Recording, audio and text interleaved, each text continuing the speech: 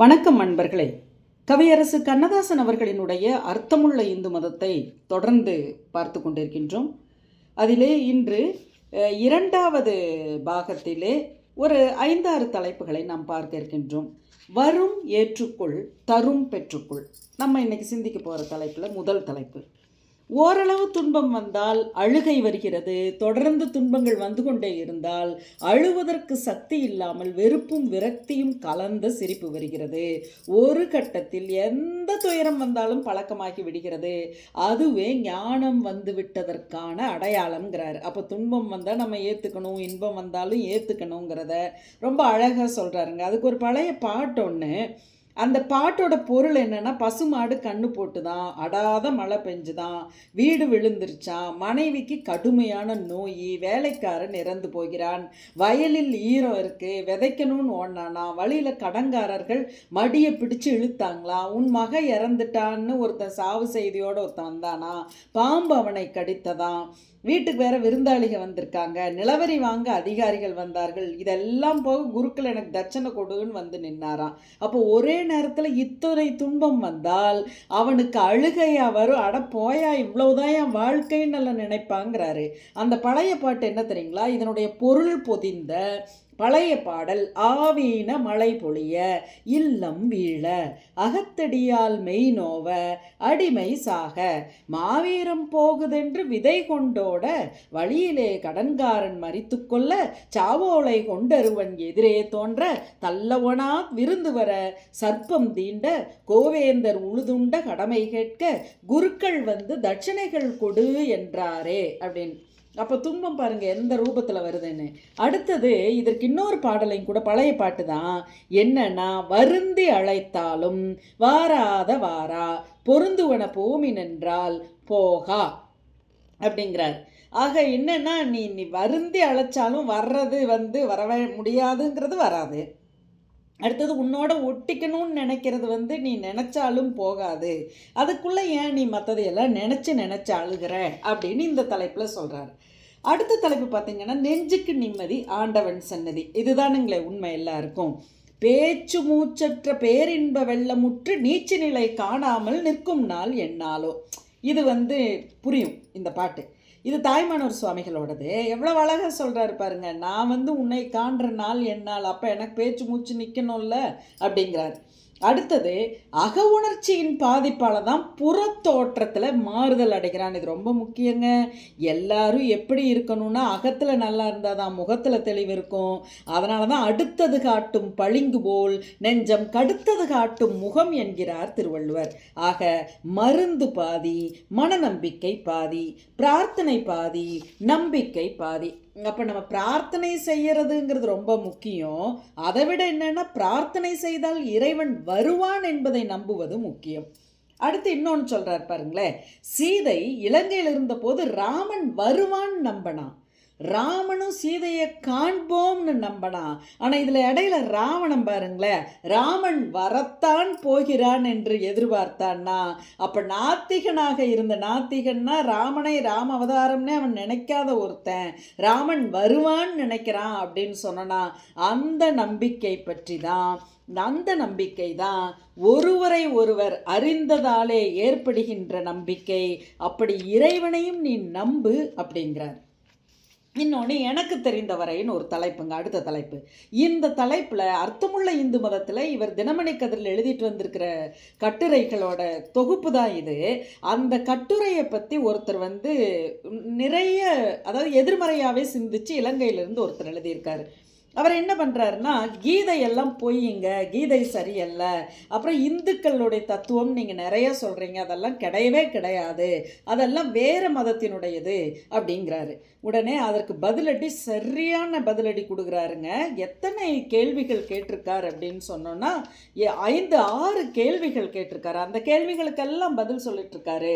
ஆனால் அதில் ஹைலைட் என்ன அப்படின்னு பார்த்தோன்னா, கீதையை பற்றி இவர் கேட்டதுக்கு சரியாக கொடுத்துருக்காருங்க. பார்த்தனுக்கு பரந்தாமன் உபதேசித்தது தான் கீதை என்பதிலே எனக்கு எந்தவித ஐயப்பாடும் இல்லை. அர்ஜுனன் கண்ணனை விழித்து கேள்வி கேட்பதும் கண்ணன் பதில் சொல்வதுமாகவே கீதையின் வடிவம் இருக்கிறது. அதனை இடைச்செருகள் என்று யாரும் ஒப்புக்கொள்ள மாட்டார்கள்.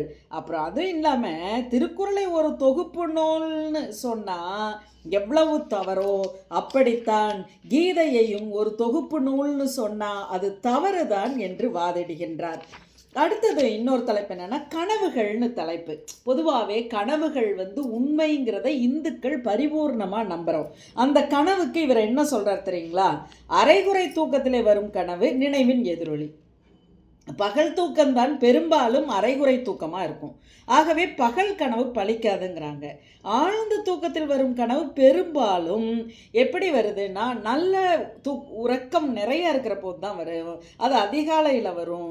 ஆக அதிகாலை கனவு கட்டாயம் பலிக்கும் என்கிறார்கள். ஆண்டாளை பற்றி இந்த இடத்துல குறிப்பிடுறார். ஆண்டாள் காண்பதோ காலை கனவுமல்ல பகல் கனவுமல்ல, அது ஆசையின் உச்சம், பக்தி பெருக்கு, பரவச துடிப்பு, கண்ணனை மணவாளனாக காண்கிறாள் கோதை என்று சொல்கிறார்.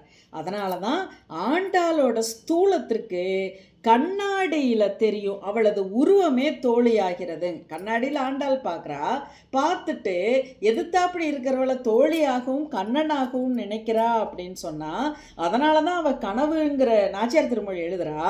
நான் கனவு கண்டேன் வாரணம் 1000 சூழ வளம் நாரணன் நம்பி நடக்கின்றான் என்றெதிர் பூரண பொற்குடம் வைத்து புறமெங்கும் தோரணம் நாட்ட கனா கண்டேன் தோழினான் அப்படிங்கிறார். ஆக இப்படி கண்ணதாசன் அவர்கள் ஆண்டாளை சொல்லிட்டு அடுத்ததான் என்னன்னா தொடர்ந்து பல விஷயங்களை பேசுகிறாரு. பேசின அப்புறம் முத்தொள்ளாயிர நாயகிகளும் கூட கனவு காண்கிறாரு. சிலப்பதிகாரத்தில் கணாத்திர முறைத்த காதைன்னு இருக்குது. நான் கனவு கண்டேன் அப்படின்னு தன்னோட கனவுகளை சொல்கிறாரு. ஒரு நாள் காலையில் அதிகாலையில் இவருக்கு ஒரு கனவு வருது. காந்தியடிகளை சுற்று கொண்டு விட்டதாக. காலையில் பார்த்தான்னா எல்லார் இடத்துலையும் இவர் சொல்கிறாரு. சொன்ன போது எல்லாரும் இவரை நீ உன்னோட கரிநாக்கு வச்சுட்டு கம்முனரு, கருநாக்கு உன்னோடது, எதையாவது உளறி துளைக்காதேன்னு எல்லாரும் கோவிக்கிறாங்க.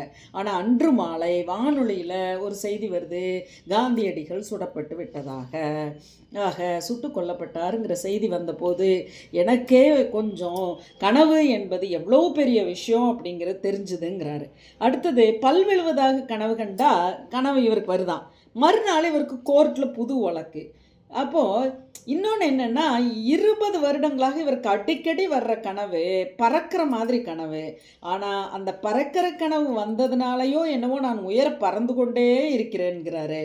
அப்புறம் ரயிலுக்கு போகும்போது ரயிலை தவற விட்டதாக எனக்கு ஒரு கனவு வந்தது. அந்த கனவுக்கு ஏற்றபடி நான் பல சந்தர்ப்பங்களில் என்னுடைய நல்ல வாய்ப்புகளை இழந்திருக்கேன் அப்படிங்கிறாரு. அதே மாதிரி உயரமான இடத்துல ஏறி இறங்க முடியாமல் தத்தளிக்கிற மாதிரியும் ஒரு கனவு. அப்போ சிக்கல் வருதான். அடுத்தது ஏறிய உயரத்துலேருந்து மலமளவென்று இறங்குவது போல கனவா. கனவுல அப்படி வர்ற போது என்ன ஆகுதுன்னா சிக்கலெல்லாம் போயிடுதுங்கிறாரு. ஆக கனவுகள் என்பது பல நேரங்களில் உண்மையாக நடந்து விடுகிறது. ஏனெனில் இறைவனின் சூட்சமமாக நமக்கு இறைவன் தருவது தான் அதுங்கிறாரு. 2 ஆண்டுகளுக்கு முன் மலை மீது நான் ஏறி வருவதாக கனவு. அந்த மலை பூரா நாமம் போட்டிருக்கு. அதனால் நான் தெரிஞ்சது எனக்கு திருப்பதிக்கு போகணும்னு. திருப்பதிக்கு சென்று திரும்பி வந்தேன். பல தொல்லைகள் மலமளவென்று தீர்ந்தன. அதன் பிறகுதான் திருப்பதி சென்று திரும்பி வந்தால் ஒரு திருப்பம் நேருமடா உன் விருப்பம் கூடுமடாங்கிற பாட்டைவே எழுதனான்னு சொல்கிறார். இன்னொன்று நிறைவாக அவர் கனவுல சொல்கிறதுங்க, என் கனவில் கண்ணன் அடிக்கடி வருகிறான், ஆனால் என்னோடு ஒருபோதும் பேசுவதில்லை அப்படிங்கிறார்.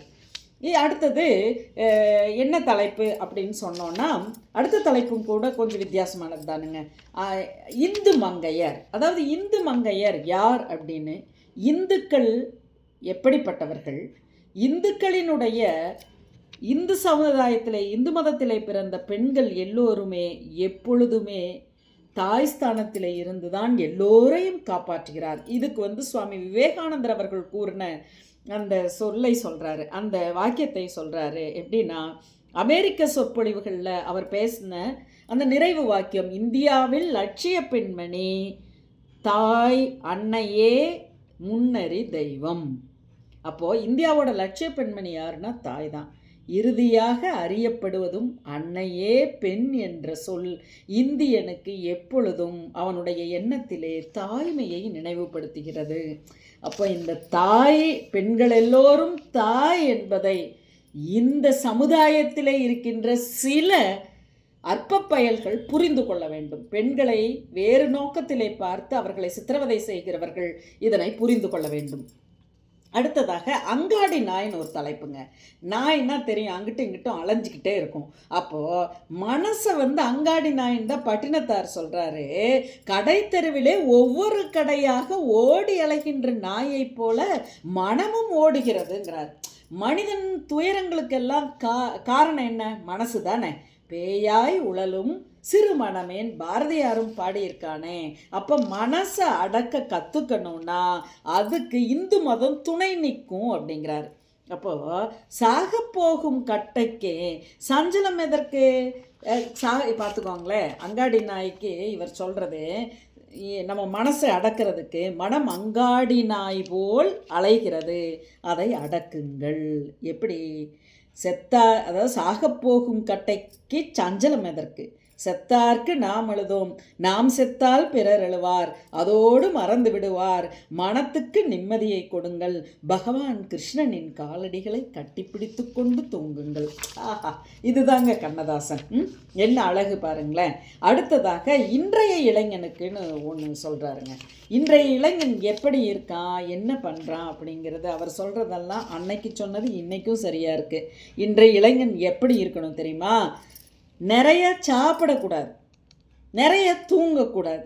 இதுக்கு கீதையில் பரந்தாமன் என்ன சொல்கிறான்னா, அதிகமாக உண்ணுபவனுக்கும் யோகமில்லை, ஒன்றும் உண்ணாதவனுக்கும் யோகமில்லை, தூக்கத்தில் பெருவிருப்பம் கொண்டவனுக்கும் யோகமில்லை, தூங்காமலே விழிப்பவனுக்கும் அது இல்லை.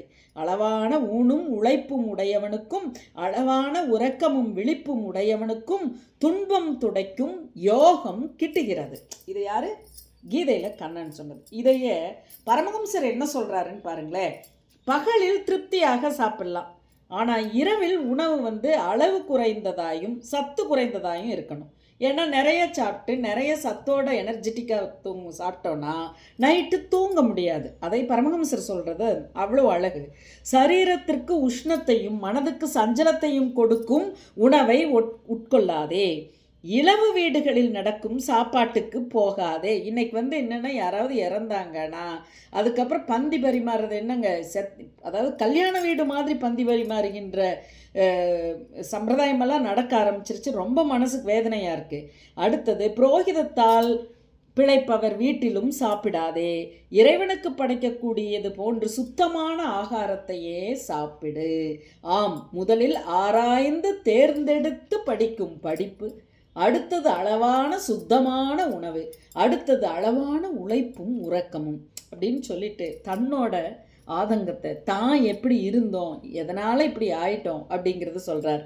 நான் சின்ன வயதில் படித்த எல்லா பாடங்களும் எனக்கு நினைவில் இருக்கின்றன.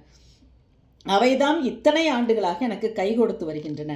ஆனால் முறையற்ற உணர்வு, அதற்கு நேர்மாறான பட்டினி, அளவற்ற தூக்கம், இவற்றால் என் உடம்பு கெட்டுவிட்டது.